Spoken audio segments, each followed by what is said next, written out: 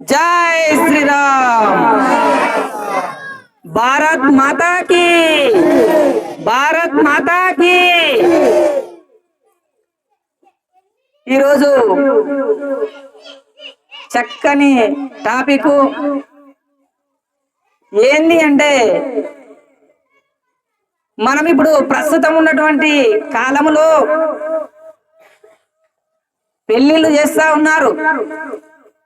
ఈ పెళ్లిళ్ళ ఎట్లయిందంటే ఆ సాంప్రదాయం మొత్తం మంట కలిసిపోయింది.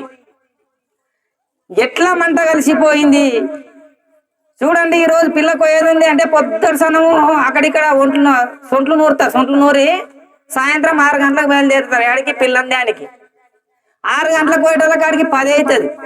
10 అయ్యేటోళ్ళకి ఆడ అందరు మంది వండుకొని ఉంటారు.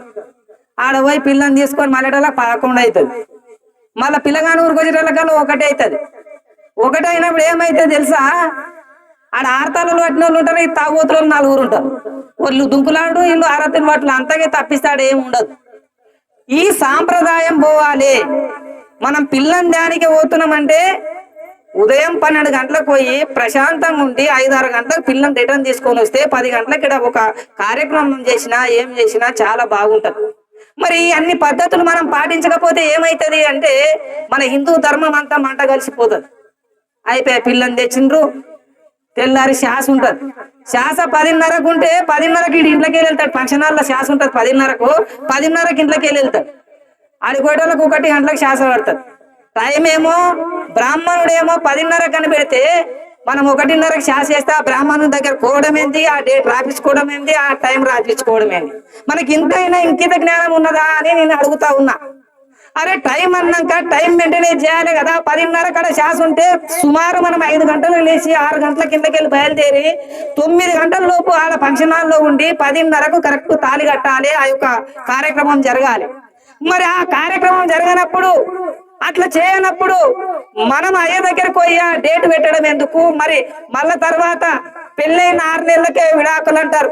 పెళ్ళైన కొద్ది రోజులకే కొట్లాటలు గొడవలు వస్తాయి. మరి ఎందుకు వస్తాయంటే అయ్య పెట్టినటువంటి ఆ డేటుని ఆ టైంని మనం పాటించకపోతే అదే జరుగుతుంది. మళ్ళా ఆ విషయాన్ని మనం గుర్తించుకొని మనం టైంని తప్పకుండా మెయింటైన్ చేయాలి. మళ్ళా తర్వాత ఇక శ్వాస కడుతుంది. 10:30కున్న శ్వాస 1 గంట కడుతుంది. 1 గంట గడిన తర్వాత ఆడ స్టేజ్ వేసింటారు. అయితే ఆ స్టేజ్ మీద ఏం చేస్తారంటే పిల్లగాడు పోయి ఉంటారు. వీళ్ళందరూ లైన్ గా పోయి అత్యంతలు వేస్తుంటారు. అత్యంతలు వేసేటప్పుడు ఎట్లుంటారు చూడండి. అక్కడ ఎవరైతే ఈ దంపతుల మీద అక్షంతలు వేస్తామో అక్షంతలు అన్ని కింద పడి ఉంటాయి. చెప్పు కాళ్ళతో అట్లే పోయి అత్యంతలు వేస్తారు. ఇంత నీచమైన పని ఎక్కడన్నా ఉంటుందా అని నేను అడుగుతా ఉన్నా. అరే మన పవిత్రమైనటువంటి అత్యంతల వల్ల మేము వేస్తాం కదా, కనీసం ఈ చెప్పులు వదిలి ఆ స్టేజ్ మీద కూడా మన ఇంకిత జ్ఞానం కూడా లేకపోతే పశువులకు మనకి తేడా ఏంటి అని నేను అడుగుతా ఉన్నా. మరి ఈ సాంప్రదాయం పోవాలి. మనం ఎప్పుడైతే స్టేజ్ మీద పిల్లగాడు ఉన్నారో ఆ స్టేజ్ మీదకి పోయేటప్పుడు మనం ఏం చేయాలంటే చెప్పులను పక్కకు వదిలేసి పోయి ఆ అత్యంతలేసి ఆ కొత్త దంపతులను మనం దీవించాలి. ఇది మనం నేర్చుకోవాలి. ఈ విషయాన్ని తప్పకుండా నేర్చుకోవాలి, ఆచరించాలి. మనం ఒకరమ్మ ఆచరించుకుంటూ పోతేనే అది తెలుస్తుంది. ఈ సాంప్రదాయాన్ని కూడా మారాలని కోరుతా ఉన్నా. మరి ఇంకోటి ఏమైతుంది, శ్వాస పడుతుంది. శ్వాస పడిన తర్వాత మెల్లగా తిన్ని పోతాం చూడు. తిన్ని పోయినప్పుడు చూడండి, వెనకటికి గొడ్డు చచ్చిపోతే పంతకథలు ఎగవాడుతుండే. పంతకథలు ఎగవాడి ఇక్కడక్కడ పీక్క తింటుండే. ఆ రకంగా అయిపోయింది మన పెళ్లిళ్ళ పరిస్థితి. అయితే ఈ పంతకథల్లాగా ఓడినేది మీద వాడు గిన్నె పెడతాడు, ఓడినేది మీద వాడు చేతులు పెడతాడు, వాడు అగ్గికి రేగుతాడు. ఇటువంటి పరిస్థితి వచ్చింది. మరి దీన్ని దృష్టిలో ఉంచుకొని నేను 2 సంవత్సరాల కింద ఒక పాట రాసిన. అంటే వెనకటికి ఎట్లా ఉండే అంటే సమపంతి భోజనం ఉంటుండే.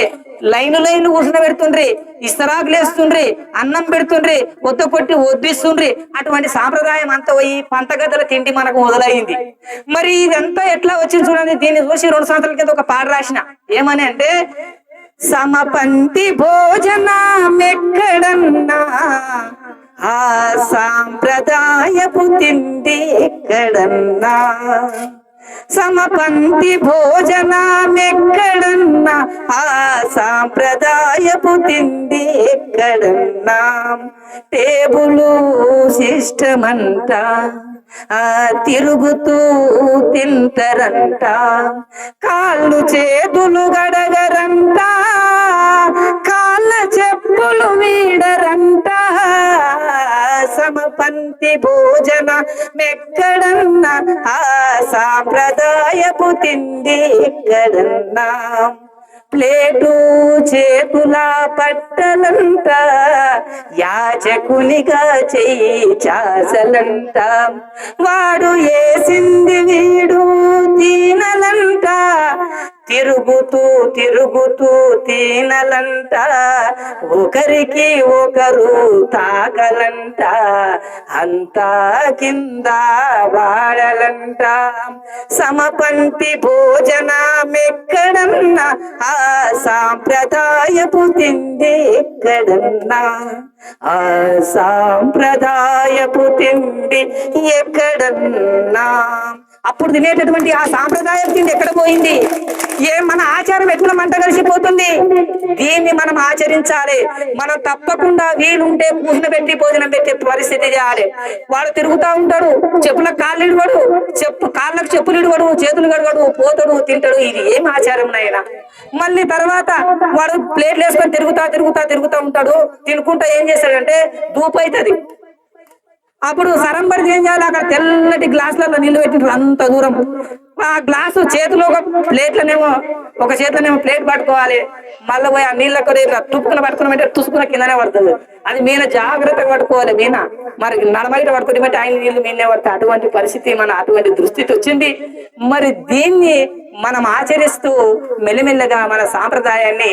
మనం పాటించాలని చెప్పేసి ఈ రోజు తెలియజేయడం అనేది జరుగుతా ఉన్నది ఇక ఈ రోజు ఇది ఇట్లా ఉండదు ఇంకొకటి చూడండి భక్తికి సంబంధించినటువంటి ఒక ముచ్చట చెప్తా మరి భగవంతుడు ఏం చెప్పిండంటే 3 హామీలు ఇచ్చిండు మనకు ఏమనంటే నన్ను ఎవరైతే నిత్యము స్మరిస్తారో వాళ్ళ హృదయంలో నేనుంటానన్నాడు అయితే మనం అందరం కూడా రోజు స్మరిస్తున్నాం వారం వచ్చి స్మరిస్తున్నాం భగవంతుడు మన హృదయంలో ఉంటాడు తర్వాత నా గురించి ఎవడైతే చెప్తాడో నా గురించి ఎవడైతే ప్రచారం చేస్తాడో వాని తరపున దేవలోకంలో నేను మాట్లాడతా వాని తరపున నేను వాదిస్తానని 2వ మాట ఇవ్వడం జరిగింది మరి తర్వాత చూడండి నా పేరు మీద ఎవరైతే దానం చేస్తారో ఇక్కడికి వచ్చినటువంటి భక్తులు ఏదన్నా దేవునికి గాని ప్రసాదానికి గాని ఒక 10 రూపాయలు దానం చేస్తే 100 రేట్లు ఏదో ఒక రూపకంగా వానికి ఇస్తానని భగవంతుడు చెప్పిండు అంటే మనం 100 రూపాయలు దానం చేస్తే 1000 రూపాయలు ఏదో రూపకంగా వస్తుంది